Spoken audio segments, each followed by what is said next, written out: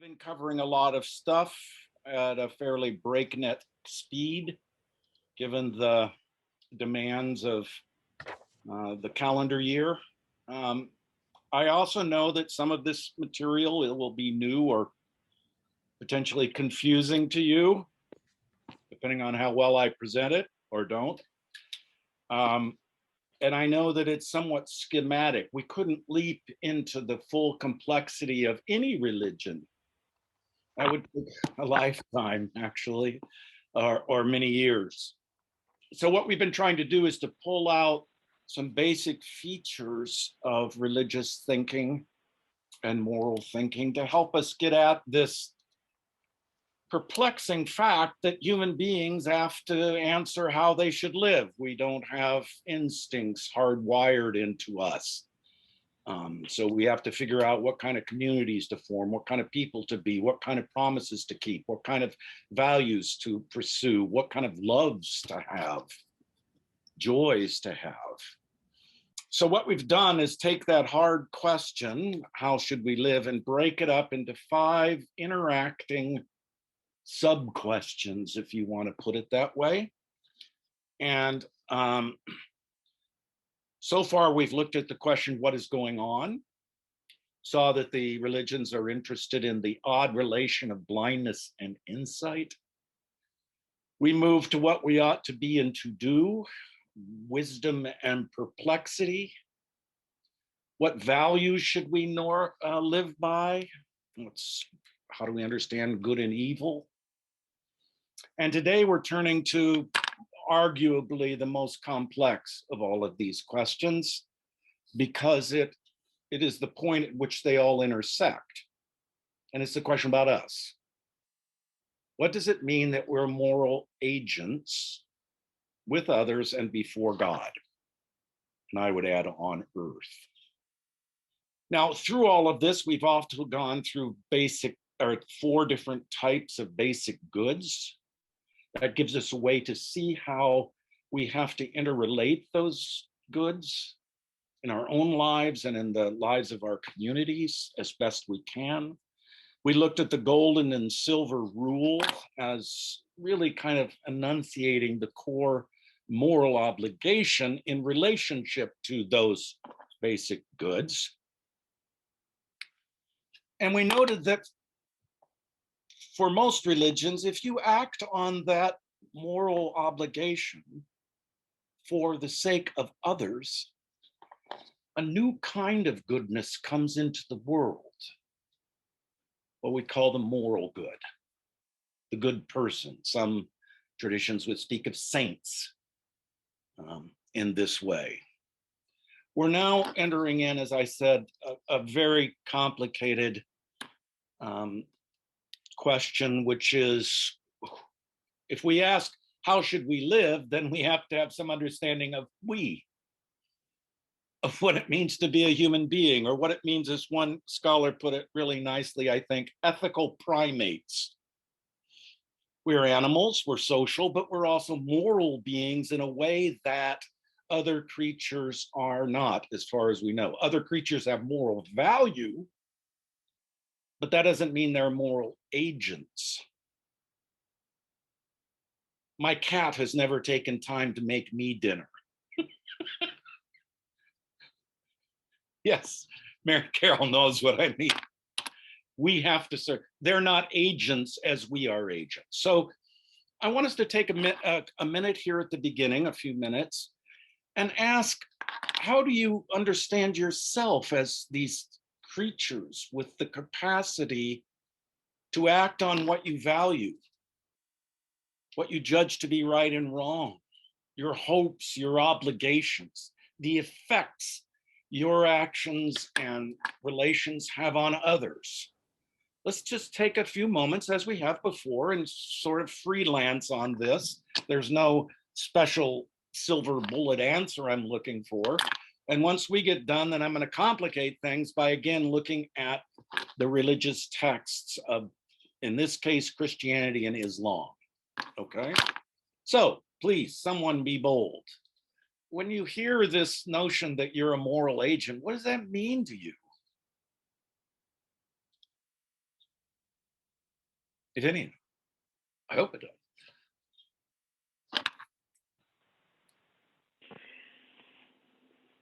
I think to me it means that I have the ability to make choices. Yes. Based on my morals and morality, and that can impact other people. Right, and that also means you have the ability to choose not to act on your moral values and beliefs. And that also impacts other people and yourself. Correct? Yes. Okay, anyone else? Choice, as we'll see, is an important issue.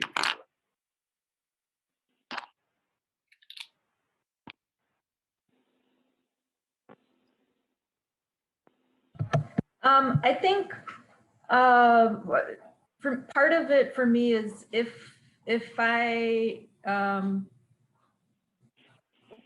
whatever values and goods I ascribe to myself, and then if those are, and say I'm an agent of good, you know, I guess then I feel I'm obligated to uphold those goods and values, and not just to, I guess, to walk the walk, you know, not just talk such and such, but to do. Whatever what values I have, I need to demonstrate those also. Yeah, in other words, one of the deep problems of moral agency is that we can be hypocrites. We can say one thing and not do it, and not walk the walk. Our Father who art in heaven, we could go through the prayer. We probably should start. Let's start with this, and then I'm going to interrupt us and point out something. So let's all say the Lord's Prayer together. Okay, you can turn your mics on if you want or not, and then we'll go to Beth, who has a raised hand. But let's say this so I can get in on a point that Marcy's making. It's embedded in our prayer life. So our Father who art in heaven, hallowed be thy name. Thy Thy kingdom kingdom come. Thy Thy will be done on earth as it is in heaven. Give us this day our daily bread, and forgive us our trespasses, and to trespass against us. lead us not into temptation, but deliver us from evil. For thine is the kingdom, the power, and the glory forever. Amen. Now you could take that prayer and dissect it through the 5 sub-questions we've gone through. We need our daily bread. We have basic goods. We should treat others. Forgive us as we've forgiven others. And we are to work to bring God's reign on earth as it is in heaven. That's Marcy's point. We have to incarnate, bring into the world what we think is just and good. And that's an incredible thing if you think about it, that we have the capacity to help do that or fail. We'll see how the religions talk about our failures in a minute. Anyone else? Beth had her hand up.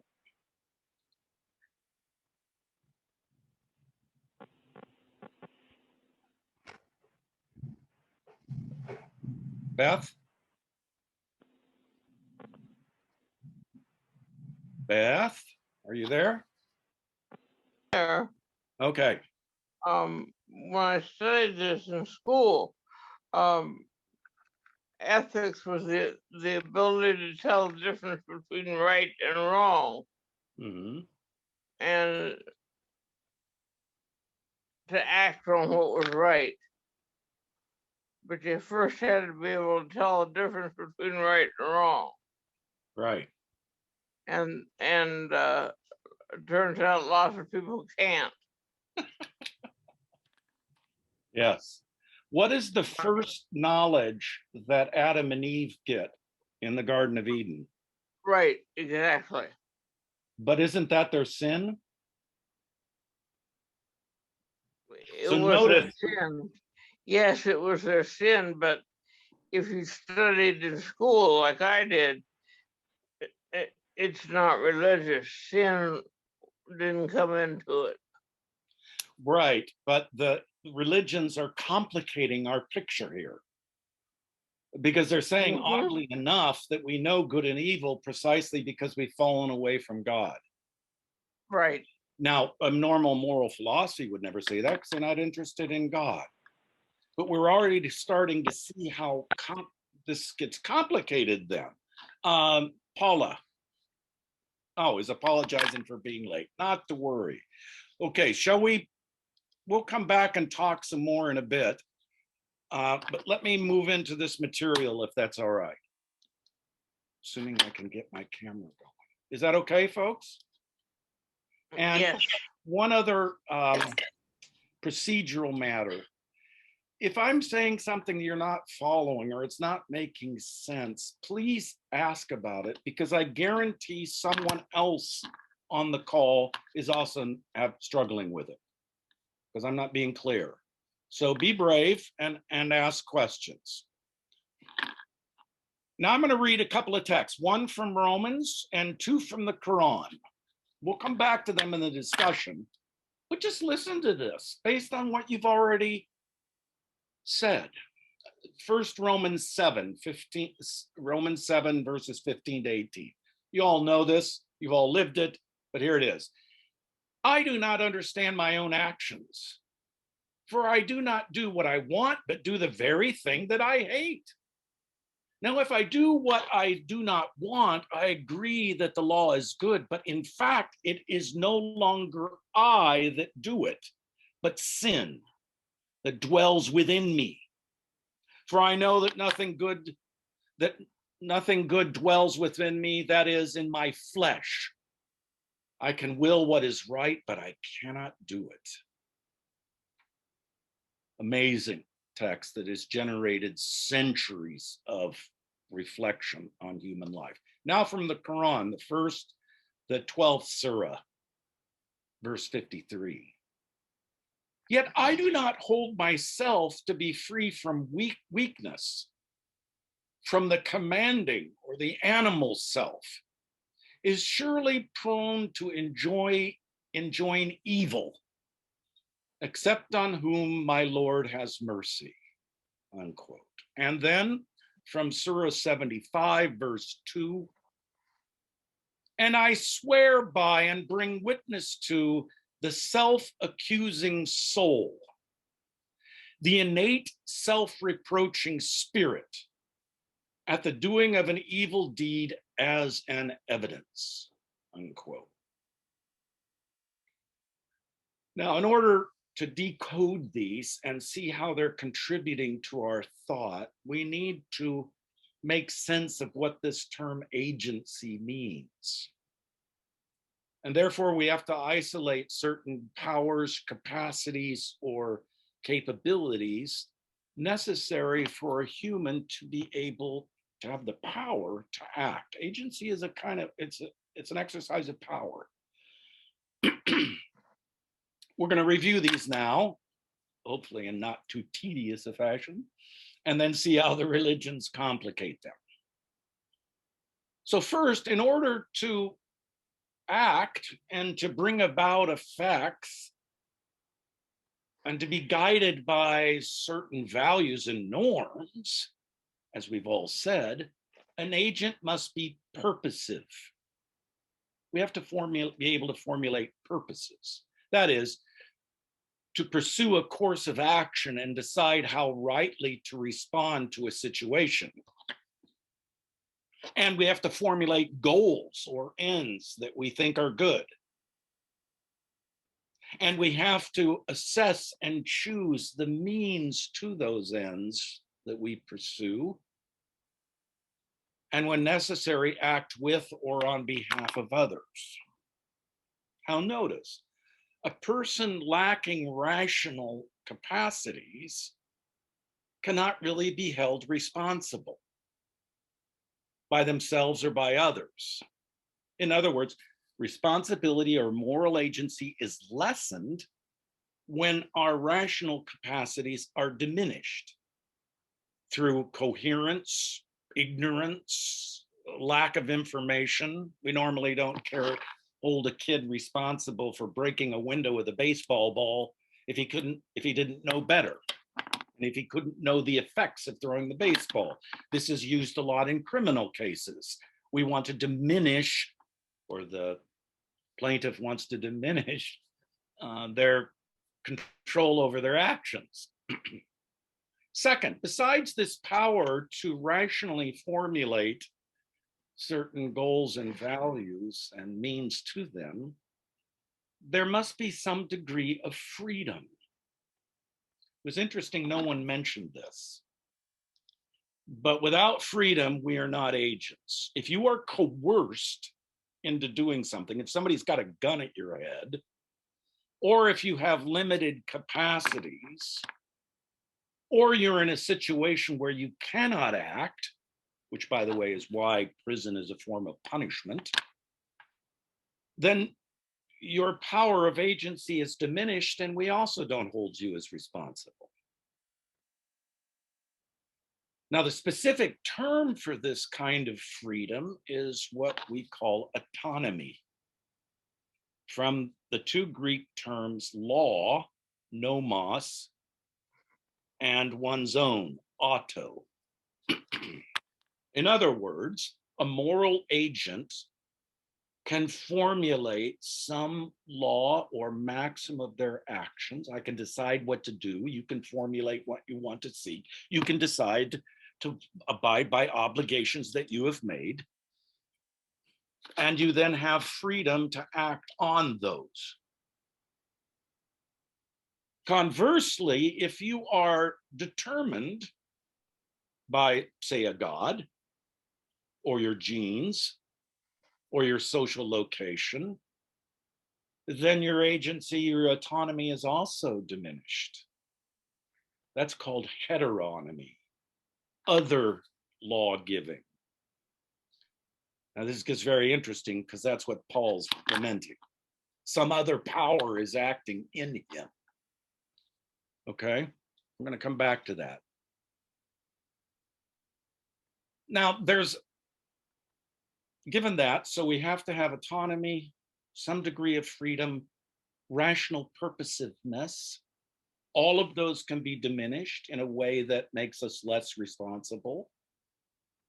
But an agent must have those capacities, or we wouldn't consider them to be an agent. But there's a fourth area of dispute, and I'm going to note 3 answers to this. And the dispute is,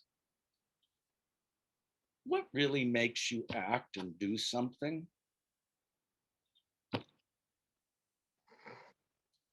If you act to pursue certain goals, is it really your reason that's moving you to pursue those goals? If you decide to abide by a norm you've given yourself, is it really just your freedom that's operative? The 18th century, including John Wesley, had a great term for this. They called it the springs of action.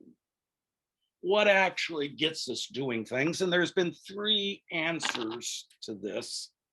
And we're going to see how the religions complicate matters. The first are what are called rationalists. And these are people that think reason alone can and ought to move you to act, to be genuinely autonomous. The ancient Greek philosopher Socrates taught that knowledge is virtue. And what he meant by that, you got to ask yourself whether this makes sense to your own life or not. What he meant by that is if you knew if you really had knowledge of what a good action would be, you would do it without question. If you did something else, that merely meant you didn't really know what the good was. Okay. Second group are called voluntarists. And these are people who think, well, reason is important, but what really gets you to do something, particularly moral action, is will. You have to decide, you have to will to abide by your obligations and duty. After all, telling the truth is not always to one's own benefit.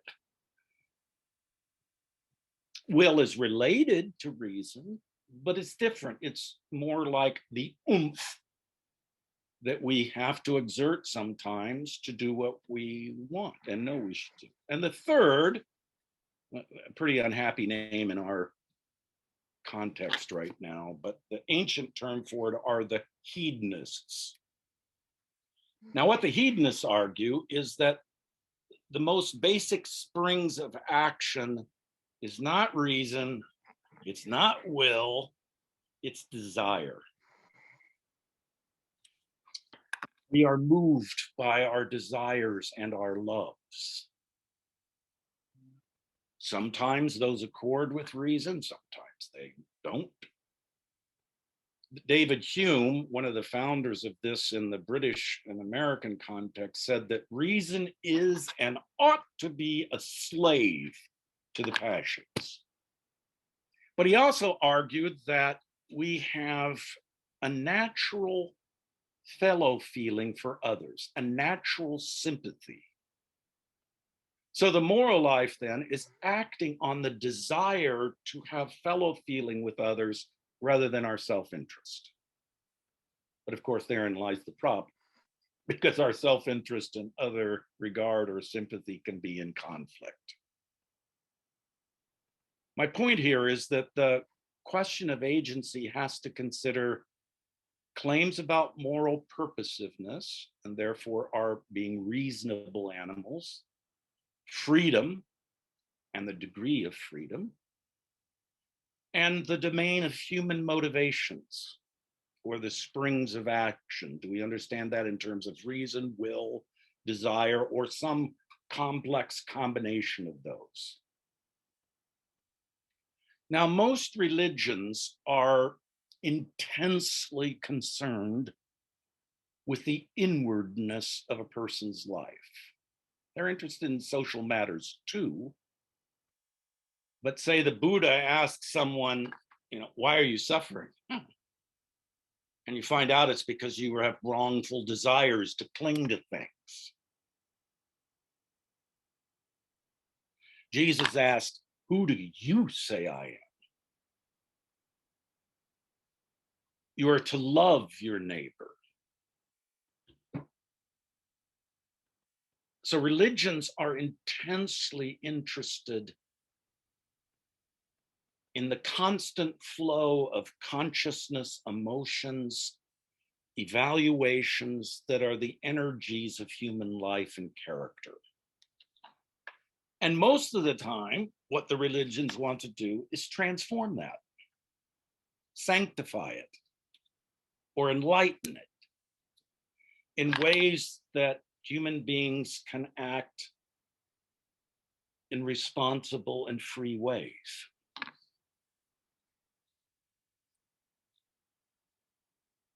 And this is where it starts to get confusing or really fun. Because the religions hold that there are other agents in reality than ourselves that are acting on us and inside us. God, gods, demons, angels, spirits, ancestors, jinn, ghosts, karma, cycle of rebirth, just to name a few, that act inside us as well as outside. That's the profundity of Paul's statement.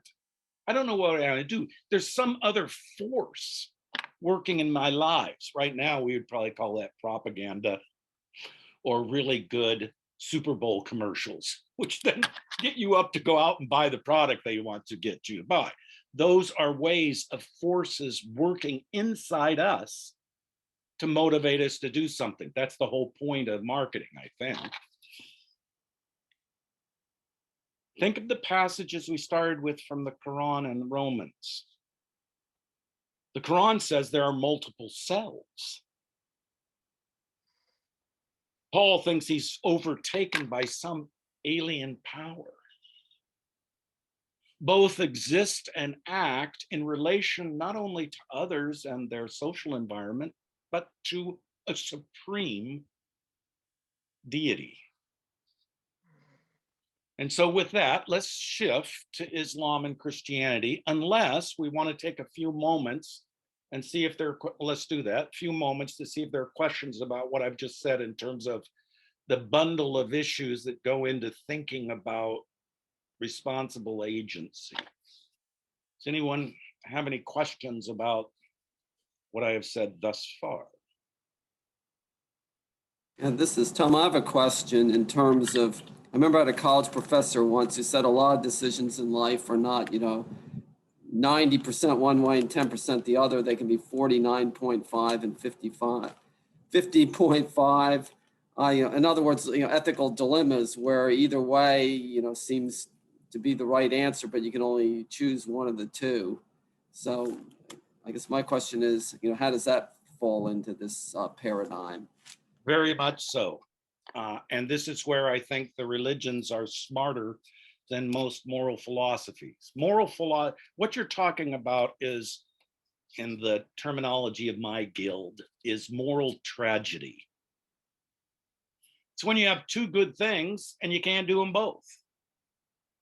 Or two bad things, catch-22 would be an instance, and you can't get out of it. Most moral philosophies try to provide a way out of moral tragedy. So they have all these interesting kind of games, logical games that you can play, or they say that there's a certain rule that's supreme over all other rules, or that there's a certain value like sympathy that should be pursued in all cases. And they have, last time we talked, let's see how many people remember this, we talked about the practical syllogism. Anybody remember that? These are all logical ways to get out of those dilemmas. The religions are profound because they admit there's tragedy in life. That's what St. Paul is getting at. That's what they admit, tragedy is in the world, and then they give hope for some resolution to that through the divine. Is everyone following this? The religions are, that's why I keep playing on these tensions. And the tension today we're exploring is precisely what you're talking about. It's the experience of both bondage and freedom. That we find ourselves bound by certain things that we can't seem to escape. That's what Paul's talking about with in terms of sin. And yet, we're seeking some freedom to live morally in the world. And the religions hold on to these tensions because I think they're doggedly trying to be realistic. And they've been funded by millennia of thinkers trying to figure out this confusing thing we call human life. So you're right. It's a question, Tom, of whether or not one thinks one can develop an argument to do away with tragedy, or if one accepts the tragic condition and then figures out how to get life on in that way, given that. Which means that in some situations, we simply will be wrong. I have a question that... Did that help, Tom? Did that get to what you were? Unmute. Yes, good answer. That's what I like about this class. It makes you think in ways that you generally don't think. So. Well, that's our own. Thank you. Marcy. Yeah, when you address Tom's question, that how the philosophy tries to just avoid the tragedy, or Think your way out of it. get your way out of it. And religions are saying, hey, it's here, but it's giving us hope. It made me think of, okay, I don't know much, but what little bit I know about existentialism, it seems like life is tragic, but there's no hope. Oh, very nice. Very nice. Very nice. Existentialism is an extreme form of what I called voluntarism. They think a true existentialist like Jean-Paul Sartre or Camus says, just decide, will something, and then live that way and accept the consequences. There's no hope, though. Sartre, in one of his famous plays entitled No Exit, said, this sends chills up my back, but it ends with, hell is other people. In other words, live your life for yourself, but it's an act of will. Now, the founder of existentialism, a Danish thinker named Søren Kierkegaard, was actually a Christian. And he found a way through the Christ to embolden hope. But he was a Christian. The famous philosopher Immanuel Kant thought that the basic question of religion was, what can I hope for? So in this whole discussion, we're also opening up a way to understand realistically, non-fancifully, non-utopian hope. That's extremely important. Extremely important. Anyone else before we move on to a snippet of Islam and Christianity? It's really the Quran, parts of the Quran and parts of Paul. But any other questions in terms of what I've said so far?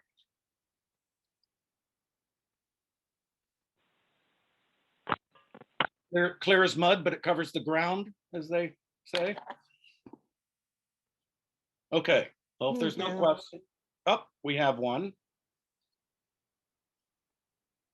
Yes? Okay, let's move on. I guess not. So we're going to turn now to Islam and Christianity, at least a signally important Christian thinker. Some thinks he kind of created Christianity, but I think that's an overstatement. But it's pretty hard to understand Western society without understanding St. Paul and parts of the Quran. But here I think we have to admit and be honest. I haven't done this to this point in the course for lots of strategic reasons, but we have to admit that there are profound differences between theistic religions, that is, religions that believe in gods, and non-theistic religions, such as Buddhism, or certain strands of Buddhism, and some indigenous religions. But there are also differences between theistic religions. One difference is between monotheism, there's only one God, and polytheism, there are a whole bunch of gods. But even within the monotheistic religions, there are profound differences between Islam, Judaism, and Christianity. This is one of the reasons why I think it's a mistake to call all of these religions the religions of the book. They have different books, not the same book. They are Abrahamic in some sense, but profoundly different in how they understand Abraham. So I think it's mostly important to see that there are points of connection, but also real differences. Let me just name some of the differences before we move on and say, okay, given those differences, what insight do they give us into what it means to be a moral being? And there we may be able to learn from both of them. Let's start with the most obvious. Christians believe in a trinity. Muslims do not. In fact, they think we're polytheists. Christians believe in Christ as the Redeemer and also the work of the Holy Spirit in humans' lives that sanctify them. Muslims obviously do not. Muslims believe in the absolute truth and literal dictation of the Quran to Muhammad, and Muhammad is the seal of the prophets. Jesus was a prophet, but Muhammad is the seal of the prophet. Obviously, Christians do not believe the Quran or that Muhammad is the seal of the prophets. Muslims look towards a last judgment when every person will be judged by Allah as righteous or not. Christians believe that Christ has taken away the sins of the world and await the return of Christ to judge the living and the dead. So there's differences, right? And I think we just have to admit these. We can admit the differences without thinking we have to tyrannize each other, hopefully. But the question now is there enough similarity in exploring this odd experience of freedom and bondage that allows us to learn something from Muslims as well as our Christian tradition, and hopefully Muslims from their Muslim tradition, Islamic tradition, and from Christianity? How might we think about that? Well, let's turn to the texts.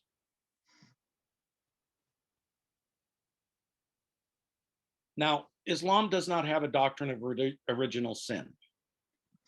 Neither do Jews. And therefore, the problem of this bondage to sin found in St. Paul simply is not present.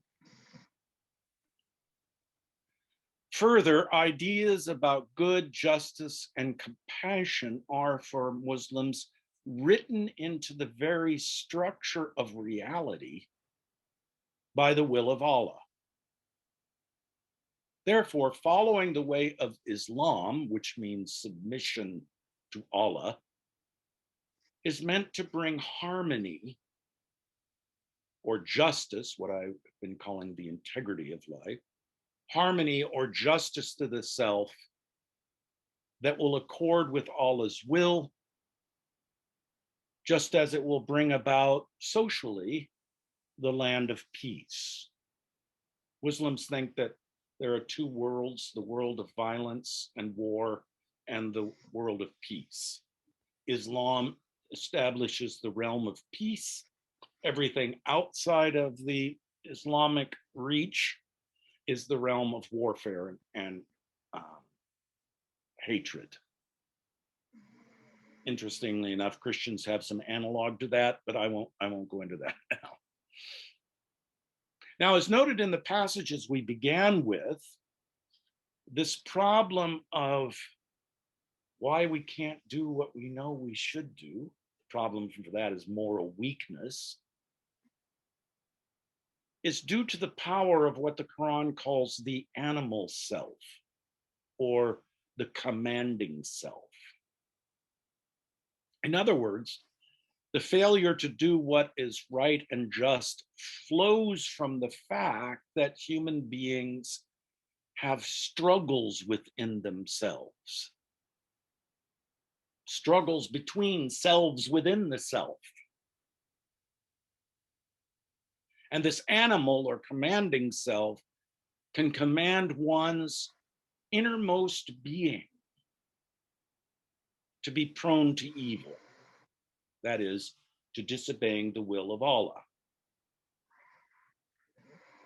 Every human being will stand before God's judgments over their acts of justice and their virtues. And in that sense, as we also have in these quotations, the self witnesses against itself. That would be sort of like our term for conscience, which we talked last time. Have you ever found yourself accusing yourself of something you did wrong?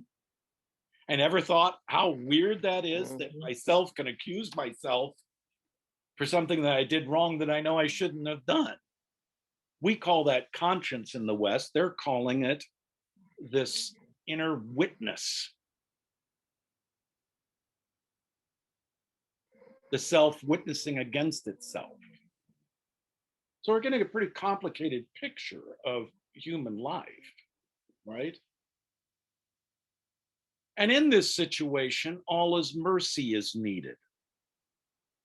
So again, in the Quran, this is Surah 89, 27 to 30, we read, and listen again, this is another self. O you soul at peace, come back to your Lord well pleased with him, and he well pleased with you. Enter the fold of my chosen servants and enter the garden made by me, unquote. So there can also be a soul at peace, once following the Quranic dictates, standing before Allah if necessary, but also to experience this tension. Now, we might ask, as I'm sure you have thought of asking, why would Allah create human beings in this confused way, since they can't blame original sin for the fact that they have this tension within the self? Why would Allah do that? We hear this sometimes in Christian circles when people ask, well, why would God create Adam and Eve such they could sin? Right?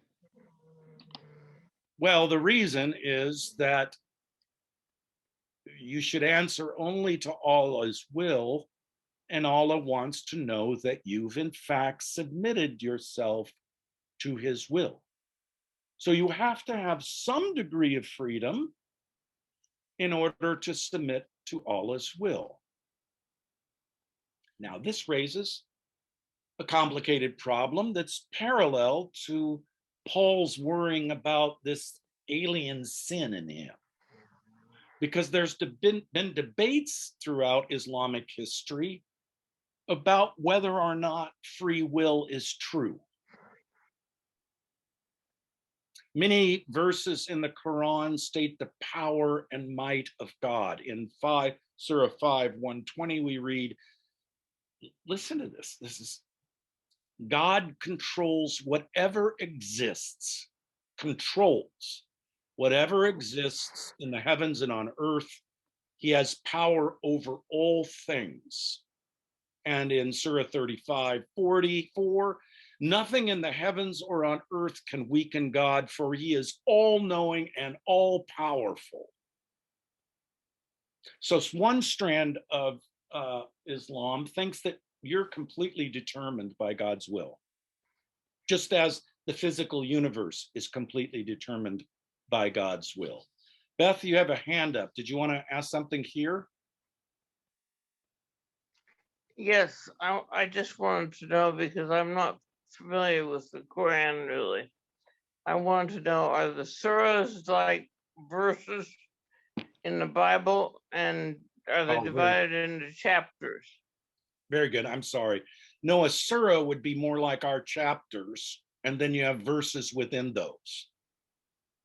And they range in different lengths, and they were supposedly dictated verbatim, even to the shape of letters, to Muhammad. So Muhammad isn't a Messiah. He's a vehicle through which the will of Allah is dictated. Okay? So when I say Surah 35, 44, I mean the 35th Surah in the Quran, verse 44. Okay? Okay. And the Quran has a complicated organization in terms of the links of Surah, and others, and scholars have debated about whether or not these come from different times and places in Muhammad's life. And furthermore, you all ought to know this: the Quran cannot be translated. It must be learned in the Arabic. And this is why it's, I was at a meeting once about technology and religion, and this one person was complaining he couldn't understand why don't you just put the Quran online? No faithful Muslim would ever do that, and they would never translate it. So the translations we have of the Quran into English, which are, some of them are, as I understand it from my colleague experts, are fabulous, but those aren't holy writ in the same way that the Quran in its original language is. Now, this itself, and then I should stop on this little riff, is an important thing for you to consider. There is no sacred language in Christianity. There is in Judaism and Islam. Christian texts can be translated into any language on the planet. I think that's the linguistic correlate to the incarnation. If God can incarnate in a human being, then that language can be translated in any human language on the planet. Okay? At any rate, close the parentheses here. My point was that there's been debates about, through history, about the all power and all knowing will of Allah and whether that means human beings are free or not. But we got a problem then, because if we're not free, we've already decided this, that diminishes our responsibility. If God is just controlling us, we're not really responsible. How can we then stand before Allah at the day of judgment? The point is, they want to argue that, and this is the paradox, this is the freedom and bondage, that yes, you're in bondage to Allah's all-determining will and knowledge, but you are also free to stand before Allah and account for yourself at the end of days. Okay, let's turn to the Christian text, and then hopefully we'll have plenty of time for discussion. I hope. I got to stop doing my riffs. Sorry about that. Now, the passage from St. Paul that I started with, and is very famous, is incredibly complex. He's talking about a kind of disruption in the self, about the capacity to do what is good and what is right, rather than saying sin is something that has basically physical consequences, say death. So for him, sin is a kind of power that invades our lives.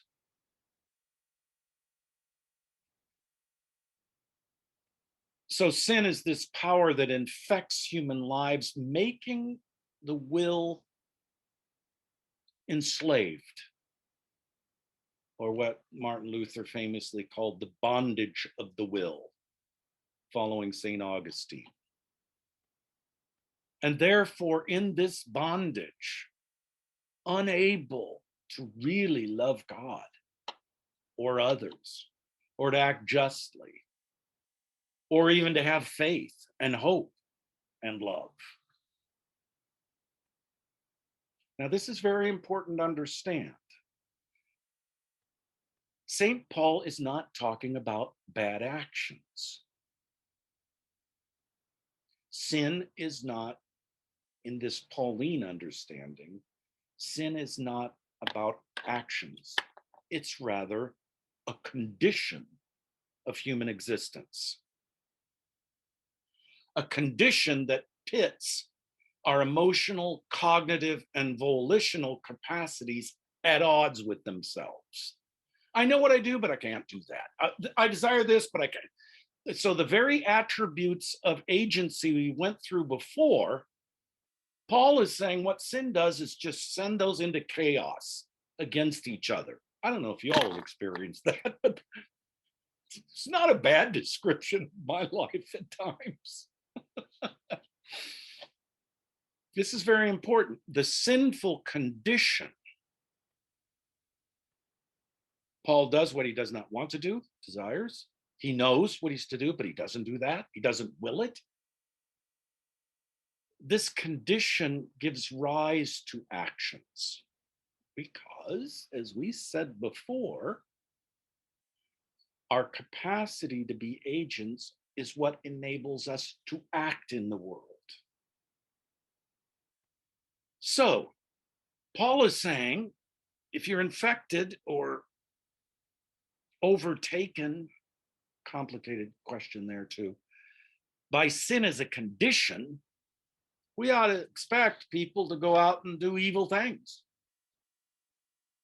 to murder, to hate, to have deceit, to thieve, to violate all the 10 commandments. And Paul would say that's just exactly what we should expect from people in a condition of sin. Now, again, I don't know how you think about that, but that's not a bad description of our world. It's a rather realistic description of our world. And for the Pauline account, it comes not from wrong acts, it comes from a wrong condition, a warping of our agency, not unlike the commanding self in conflict with the accusing self. It's about our being as agents. So this means merely avoiding bad actions is not enough to overcome the condition of sin. Insofar as human actions have cognitive, emotional, and volitional elements, human beings cannot by themselves get themselves out of this problem of sin by doing supposedly good actions. We are in bondage. But the message and hope of Christianity, according to Paul, is that there is redemption. There is a release of freedom through the Christ. But the main point is that Christians cannot save themselves. God has graciously saved them in and through the works and teachings of Jesus Christ, which are to be accepted in faith. And then, according to our good friend John Wesley, that will release one to act in love in the world for others and for oneself. And this is a difference between Islam and Christianity. Christianity is a resolute religion of redemption. The redemption offered through Islam is through the teachings of the Quran, which it is assumed that you can, to some degree, follow. In the last days, you will stand before Allah for the Christian. In the last days, we look for Christ to come and judge the living and the dead. Now to conclude, and then we'll have time for discussion. The point is that the religions, here Islam and Christianity, explore with a kind of searing realism the agonizing experience we have all had of bondage and freedom in our lives. Bondage to addictions, freedom to try to do certain things, and yet you're always. And because of that, they can enrich our understanding of what it means for us to live as agents in the world and with others. For you see, what they're teaching is that everyone is caught in this agonizing tension between bondage and freedom. Okay, now let's throw it open to discussion. I've gone on way too long, I think. I worry. What do you all want to, anybody got a question, point? Let's get a conversation going here as best we can on Zoom.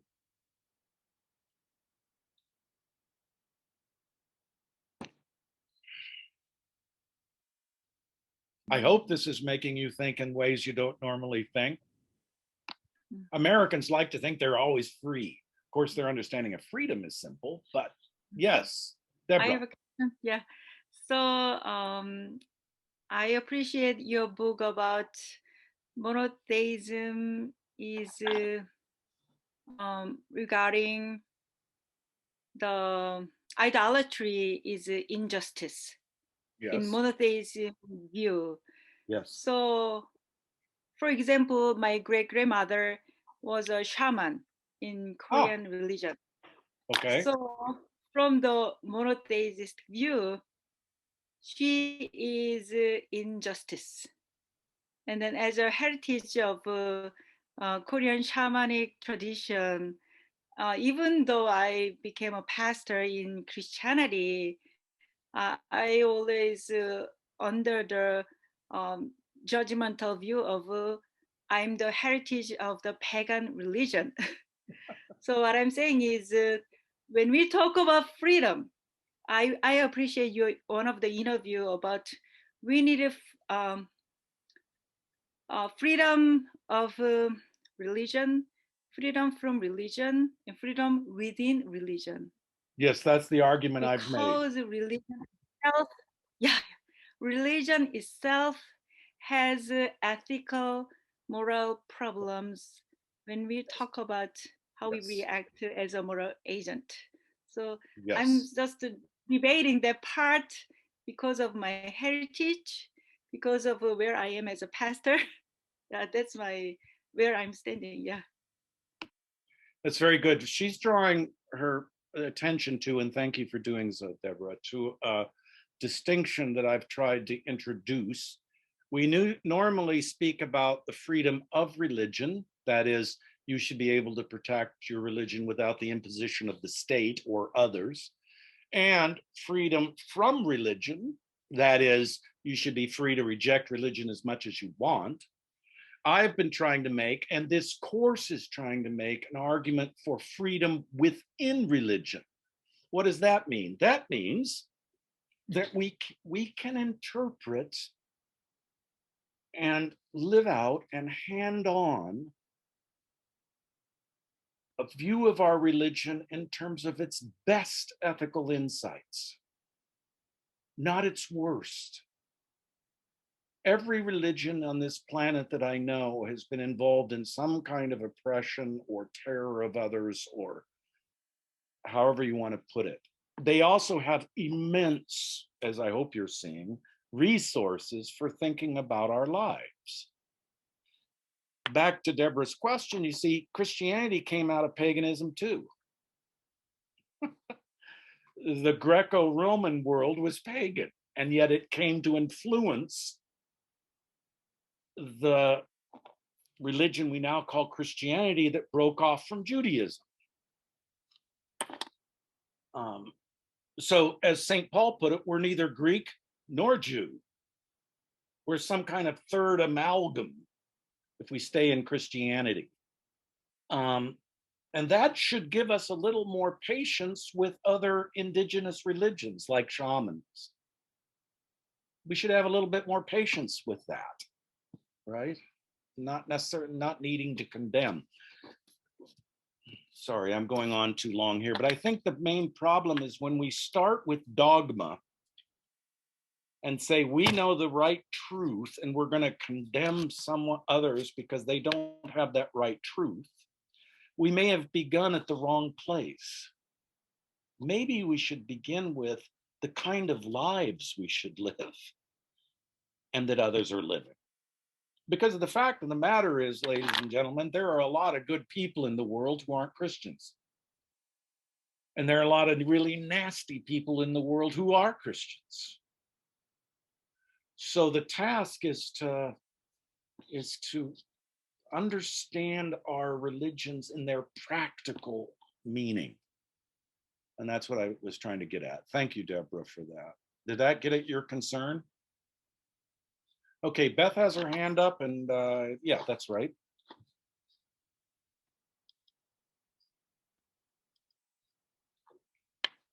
We can't hear you, Beth. Beth, we can't hear you.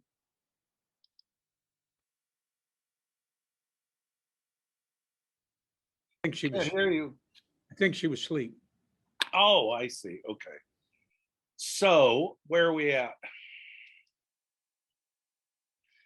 Deborah's comment makes me fess up to the fact that you're getting a course through some one theologian's visions, right?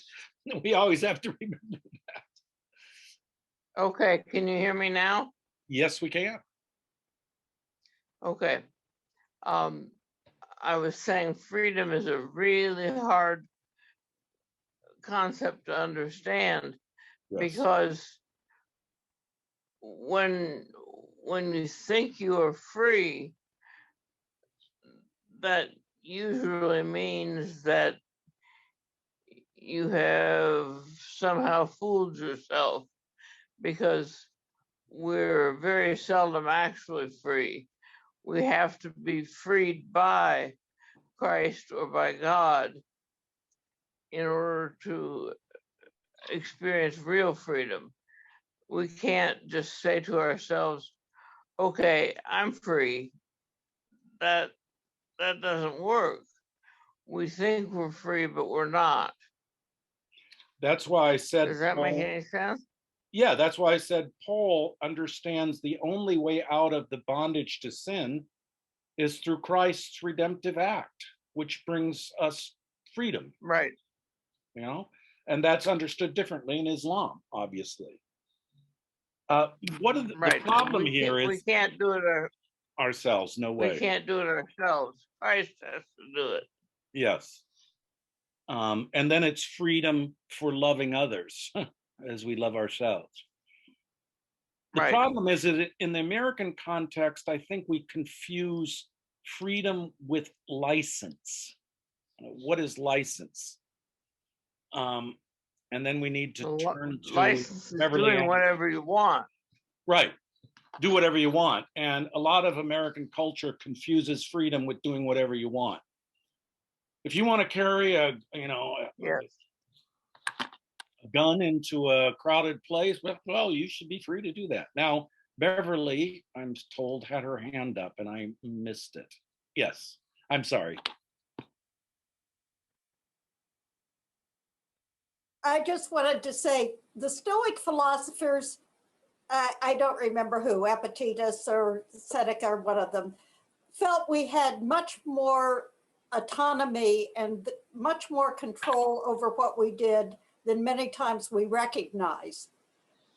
In other words, that it takes courage many times to be an agent. Yes. That without courage, many times that we are a little bit cowardly because of what society will think or our friends will think or all sorts of social things, that many times we aren't good agents because we don't have the courage to act. Not that we don't have the ability to. Fabulous. And the Stoics, I wish we had time because they had immense influence on Western Christianity, actually. But here's the argument, and it's quite interesting. And you're right, it's Epictetus. Seneca picks up on what Epictetus does. Epictetus was a slave his whole life, and he's one of the major Stoic philosophers. The other one is Marcus Aurelius, who was a Roman emperor. From the Stoics, we have the first introduction of the notion that all human beings should be considered moral creatures, not just Romans, not just Greeks, not just Jews, not just whatever, but everyone. And the argument, should I go on for this with a moment, or do we want to move on? I don't want to lecture more than allows. Mary Carroll says go on. Okay. Go ahead, it's interesting. Okay. So Epictetus starts out and asks, what do you have control over? Can I control the coming of the snow or not? Sadly, no, I can't. Can I control the actions? I'm sorry to put you on the spot, Mike. Can I control his actions? No, sadly not. Can I control the political environment I'm in? Well, only to a minor bit. But what can I control? I can control how I respond to things out of my control. I can decide to respond to the snow by not getting upset.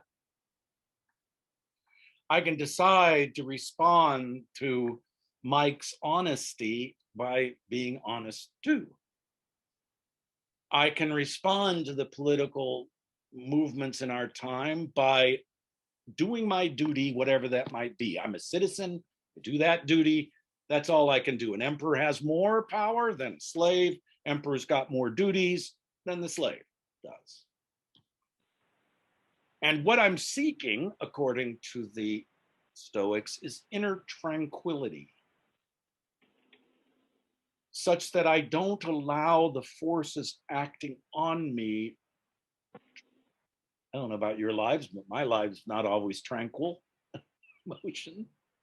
It's what they called self-sufficiency or apatheia, that is to be without passions evoked by powers on us.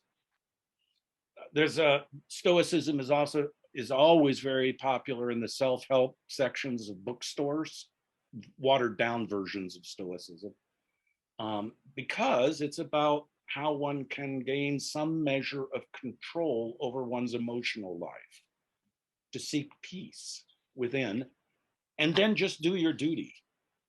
If you're a slave, be a good slave. If you're an emperor, be a good emperor, and Marcus Aurelius was. If you're a housewife, be a good housewife. If you're a husband, be a good husband. If you're a laborer, because they thought everyone was given a specific role by God, which for them was reality. It was pantheistic.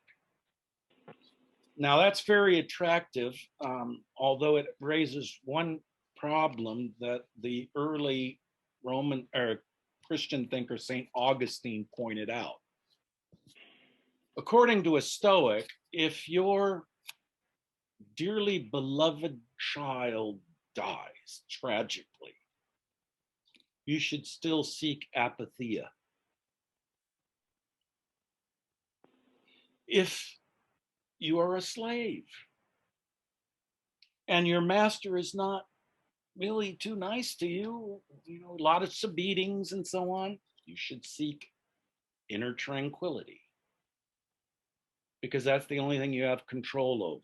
And St. Augustine, the theologian of love, found that inhuman, because he couldn't imagine, say, a mother not weeping over the death of her child. Now, Stoicism enters Western Christianity in some very important ways, particularly through the notion of what's called natural law, which we don't need to get into. But it's a very powerful, it was in some sense the rival to Christianity when Christianity began. It's the most popular philosophy, that is to say, way of life in the Roman Empire. Great point. Absolutely great point. How are we doing, folks? We've got a few more minutes, I think.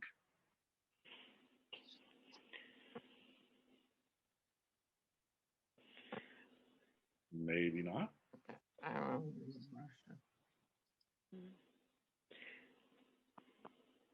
Going once. What about Judaism and free will? I guess, how do they look at it? Jews are kind of close to what Muslims argue, in the sense that there is no original sin, but they believe that there's always this looming temptation that we have the power to resist, but unfortunately don't always resist. It is seen in the Torah, in the scriptures, in the story of Cain and Abel. I don't know how many of you remember that, but God says to Cain at one point, evil is crouched on your shoulder. like an animal, about to devour you, but you can resist it. And from this, Jews have developed the notion of a kind of constant temptation to people to not do the right thing, like kill your brother. Yep. And Torah, given at Sinai, is meant to structure human freedom. So Jews see Torah, and this is a big difference also, sees Torah, that is the laws, 600 and some odd laws in Torah, as well as the 10 Commandments, as really ways of freedom, because it helps you keep at bay this power that could consume you. Tom, does that make sense? So they have a much more, a different understanding of free will. Yeah. Thank you. Helpful. Yeah. With freedom, I think, come responsibility. Well, true freedom. License, or just doing what you want, is a kind of freedom, but it's not moral freedom. It's not responsible freedom. And we have been living in a decade of, or at least the last 5 years, of rampant license conception of freedom. So, but you're right, Mary, that properly understood, freedom and responsibility are interrelated. That you can't have responsibility without freedom, but freedom is not genuine unless you're responsible. Which means, ladies and gentlemen, you ought to think about this very much, that when we act immorally, we're actually destroying ourselves as well as doing bad to others. Beth, you got your hand up again? Yes. Okay. The other thing that we confuse in all of this is happiness. We think that freedom and happiness are almost equivalent to each other, so that if we are going to be happy, we have to be free. But by happiness, we mean almost the same thing as license. We can do whatever we want, and that makes us happy. Right. But in the classical philosophy sense of happiness, happiness doesn't have anything like that meaning. Happiness means more or less the true realization of the self, what the self should be, not what we want to do in the sense of license. That's absolutely right. The classical thinkers and John Wesley argued for eudaimonia, or well-being. Flourishing is another term we could use. It's sometimes translated happiness, Right. and that doesn't make any sense in our context. Wesley thought that the highest good of a human being is the relation of happiness and holiness. That to be moral is Right. part of being happy, but being happy is also the well-being, the flourishing of life. And to be honest, this whole course is premised on that notion. That's, in order, we're trying to figure out how we ought to live, and that all of a sudden we're starting to realize is the intersection of flourishing through the basic goods and so on, but also trying to live responsible lives. Right. Yes, Beverly, and then I think we may have to end. I just wanted to say, are you going to comment into this chapter in your book? You talked about commands versus rights. Yeah. And that really struck a chord with me when I looked at it, when I read it, and I wanted to know if you were going to make any comment upon that. Well, I guess I am now, briefly. I'm deeply flattered and thankful that some of you have decided to read this book, and there's more in it that I can possibly do in this 5 weeks. So we're just skimming the top. And your argument or your point was, what is the relationship between duties and rights? Okay. Rights, try to do this with some economy, because I know people have to go for church, which is a good duty to fulfill. A right is a claim that you have against someone else or against, say, the government. An example, I hire you and say I'll pay you X number of dollars for 8 hours of work. You then have a claim on me for me to pay you for 8 hours of work. Okay, that makes sense. But also, and that can institutes in me a duty to you.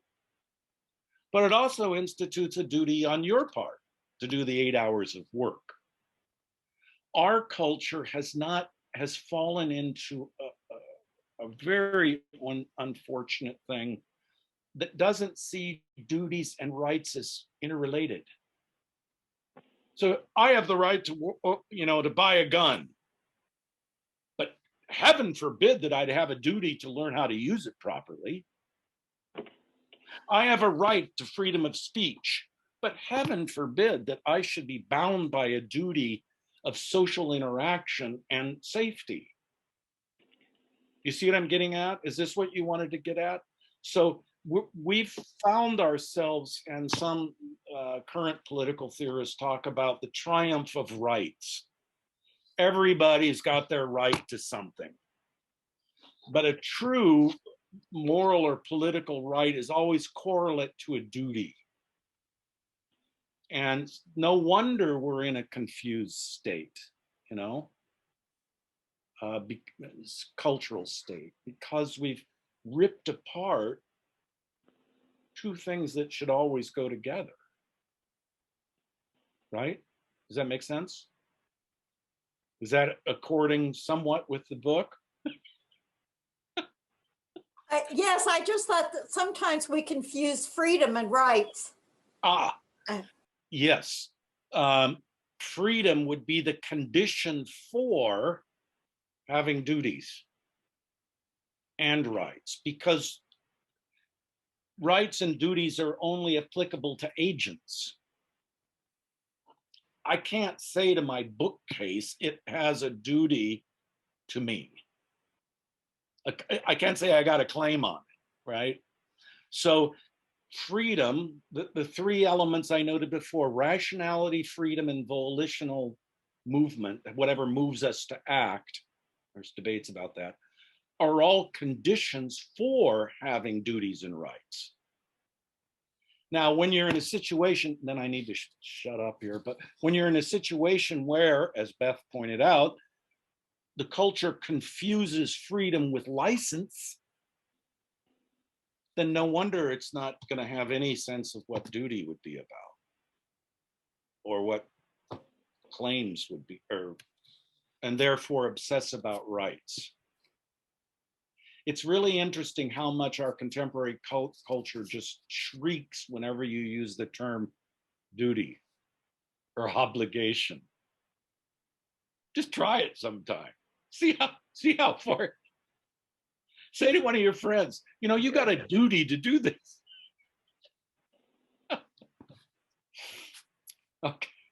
Okay. I hope that this is one of the problems of being an author. Someone might ask a question about a book and you give a completely different answer. So I hope I was consistent.